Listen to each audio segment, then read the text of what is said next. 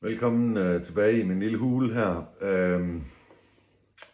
Jeg er i gang med, det er torsdag, og jeg er i gang med den her slaviske gennemgang af min debutplade, Falling Down Today.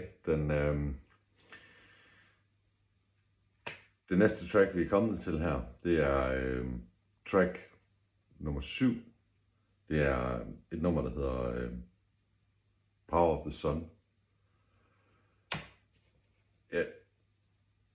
Jeg husker sådan relativt tydeligt, at jeg sad i et tog på vej fra enten fra Randers til Aarhus eller omvendt, og sad og bladrede i en af de her gratisaviser, der lå i det her DSB-tog. Og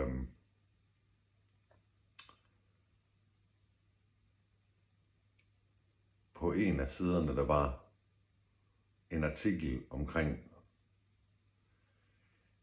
en 12-årig dreng fra Hobro eller sådan et eller andet, som var død af en overdosis af et eller andet stof.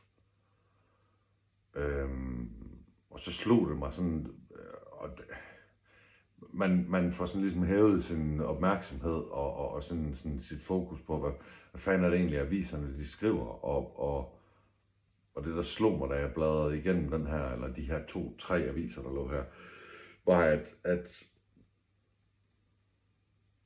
det hele var i virkeligheden krig og død og ødelæggelse og forfærdelige ting, der sker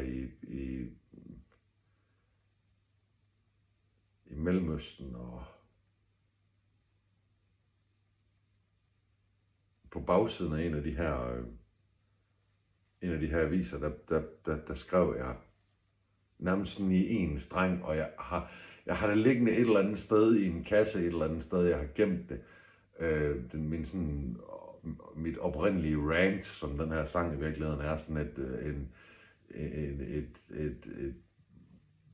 en flod af magtesløshed over alle de der ting, som man synes er forfærdeligt, men som man ikke har nogen som helst kontrol over.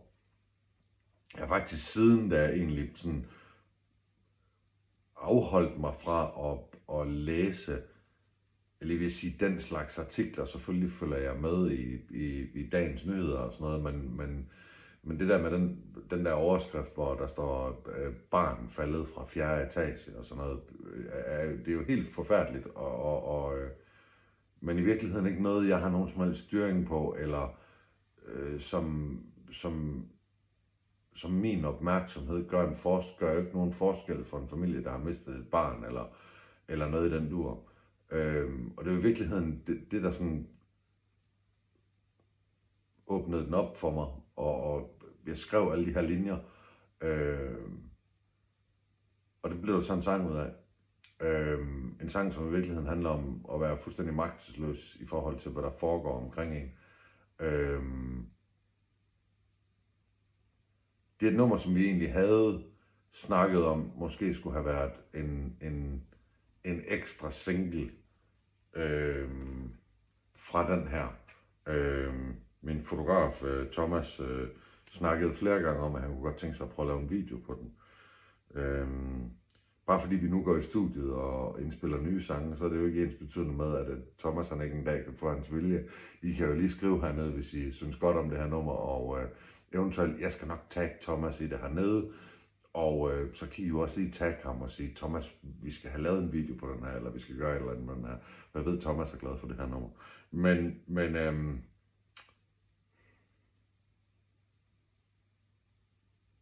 jeg linker til det hernede, og det er bare sådan en svær sang. Det er en sang, som er... jeg spiller den ikke selv akustisk, når jeg er ude at spille. Jeg har brug for bandet på den her.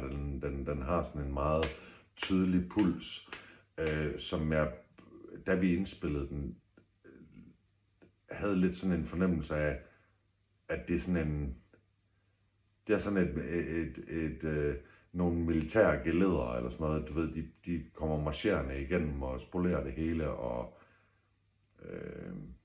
fordi jeg som sådan er pacifist, men det slår mig lidt, det der, den der puls, den har. Og derfor svært for mig at spille på en akustisk guitar.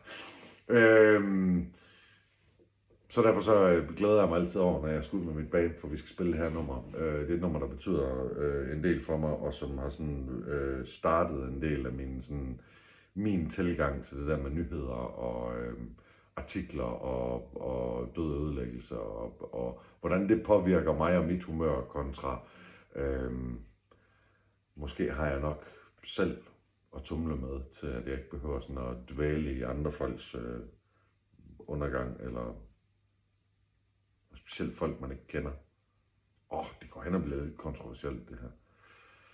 Jeg håber ikke, der er alt for mange af jer, der tager afstand til mig, når jeg er sådan en kold skid. Det er bestemt ikke ment på den måde. Den ligger som sagt her på pladen, og der er links både til pladen og til nummeret hernede under. Hvis I synes, at Thomas han skulle lave en video til den her, så kommenter lige og tag ham i det hernede. Det ved jeg, han ville synes skulle være sjovt. I øvrigt, så vil jeg ikke afvise det, bare fordi vi går i studiet og indspiller nye ting. Vi ses næste torsdag. Jeg er den, der er ude for noget torsdag aften. Nu skal jeg lige have lidt ro, inden der er en arbejdsdag igen i morgen. Vi ses.